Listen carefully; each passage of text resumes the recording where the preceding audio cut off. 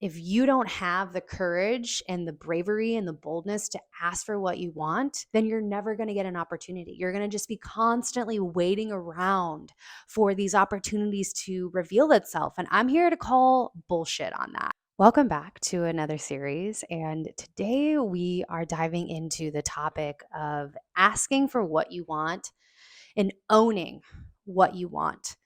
This is something that I feel is really challenging as an entrepreneur, especially when you're starting off and you might be the one person out of your entire friend group that is not doing that 9 to 5. And so you might feel a little overwhelmed or intimidated to really ask for what you want and go after it. But I will be honest with you, this is where you will separate yourself from the people that succeed versus the entrepreneurs that flop. Reason why is because if you don't have the courage and the bravery and the boldness to ask for what you want, then you're never going to get an opportunity. You're going to just be constantly waiting around for these opportunities to reveal itself. And I'm here to call bullshit on that. I do not feel like opportunities just pop out of nowhere. You have to be actively partaking in your success, energetically, opening yourself up, making sure that there are nothing in the way that is preventing you from going to where you want to go. Practical, the physical, making sure that you have your ducks in order, making sure that you have things coming up for you to present yourself an opportunity. If you're here sitting like, yes, the universe is calling me in, and yes, I am ready to receive, and you're not receiving, then my curiosity is, are you actually ready to receive? Are you actually setting yourself up for success? And as an entrepreneur, it is so imperative that you really get clear on what you want. This is also really important because I think a lot of the times, especially as a new person in this online space or any sort of entrepreneur, whether it's the first year in, the second year, the third year, the fourth year, there is going to be more things for you to clear out so that you can make room into that next level version of yourself and that next level opportunity. And so when we talk about owning what you actually want and desire, it starts with giving yourself permission to actually be okay with what you want. And this was something that really spoke to me because when I was first starting in my entrepreneurial journey, I always had this thought in the back of my head that I'm already doing so much. I'm already that one person out of my friend group that is starting an online business and quitting her corporate job. I am already making enough income. And I say enough, right? Because we always have that threshold. And then once I was getting clients and all this stuff, it was like, okay, great. Like I'm here. But there was a big part of my heart that was like, but I want more. And I also, what I desired started to shift for me. And so this is another thing that it's okay to start to want something different, but you have to give yourself permission first.